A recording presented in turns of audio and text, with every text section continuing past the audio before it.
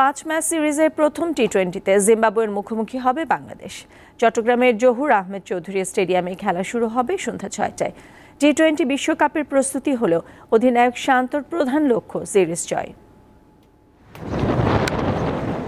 আসন্ন টি-20 বিশ্বকাপের প্রস্তুতির জন্য এই সিরিজের আয়োজন। জিম্বাবুয়ে বিশ্বকাপে নেই, তাই বাংলাদেশের সামনে এবারের আসরে বেশ পরীক্ষা নিরীক্ষা চালিয়ে নিজেদের সেরা কম্বিনেশন বেছে নেওয়ার ভালো সুযোগ। তবে অধিনায়কের প্রধান লক্ষ্য সিরিজ জয় নিশ্চিত করা।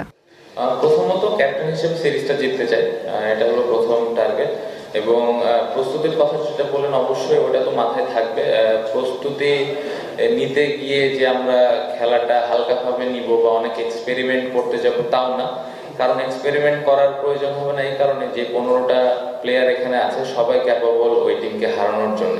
সো প্রস্তুতি বলবো না, আমি বলবো যে প্রিপারেশন সুন্দর, আমরা কিভাবে কোন কোন জায়গায় আমরা অনেক কনফিডেন্ট নিয়ে ওয়ার্ল্ড কাপে যেতে পারি।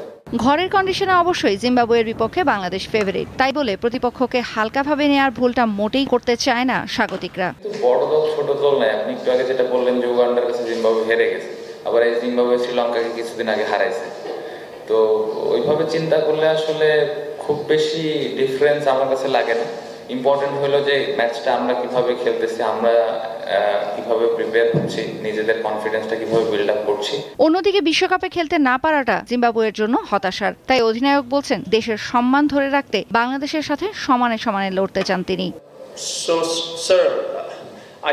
আমাদের ক্রিকেট ক্যারিয়ারের সবচেয়ে দুঃখজনক আর হতাশার বিষয় হলো বিশ্বকাপে খেলতে না পারা। তাই বলে বাংলাদেশের বিপক্ষে সিরিজ মানেই আমরা হোয়াইট ওয়াশ হব, সেটা ভাবার কারণ নেই। নিশ্চয়ই সিরিজ জয়ের জন্যই খেলবো আমরা, যেমনটা বাংলাদেশও খেলবে।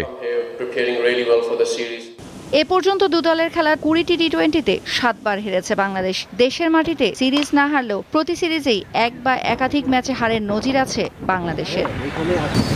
তৌসিয়া ইসলাম, দীপ্ত স্পোর্টস।